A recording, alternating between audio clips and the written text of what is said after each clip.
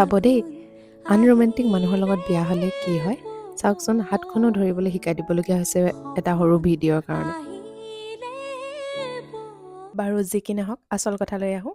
ফাগুনে উতলা কৰা এই বতৰতে আমি দুয়োজনে বিবাহপাশত আবদ্ধ হৈছিলোঁ, যুগ্ম জীৱনৰ পাতনি মেলিছিলোঁ।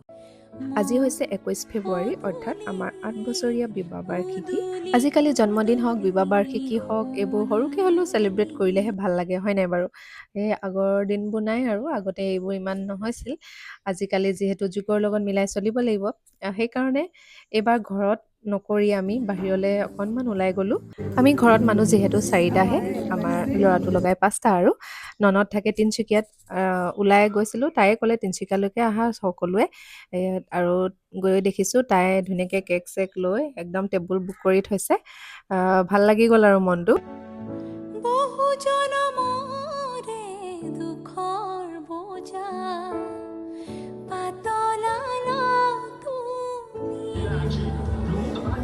এই যে বিশেষ দিনবোৰ আচলতে সৰুকৈ হ'লেও, ঘৰতে হ'লেও, পৰিয়ালৰ সৈতে হ'লেও উপভোগ কৰিব লাগে। এই উপভোগ, এই সৰু সৰু আনন্দবোৰে আমাৰ জীৱনটো চহকী কৰি তোলে আচলতে। এইফালে এয়া কেক কাটিলোঁ, সকলোকে কেক খোৱালোঁ। আপোনালোকক ক'ত আহিছোঁ কোৱাই নাই নহয়।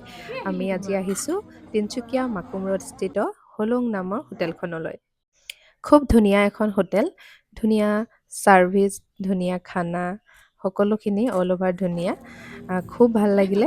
ফাৰ্ষ্ট গৈছোঁ আজি, কিন্তু ভাল লাগিলে। ভিডিঅ'টোত যদিও দেখুৱাবলগীয়া একো তেনেকৈ নাই, কিন্তু দিনটো সাঁচি ৰাখিলোঁ আৰু দিনটো ইমান ধুনীয়া মানে মধুৰময় কৰি তোলাৰ বাবে ভণ্টি আৰু মানুহজনলৈ অশেষ ধন্যবাদ।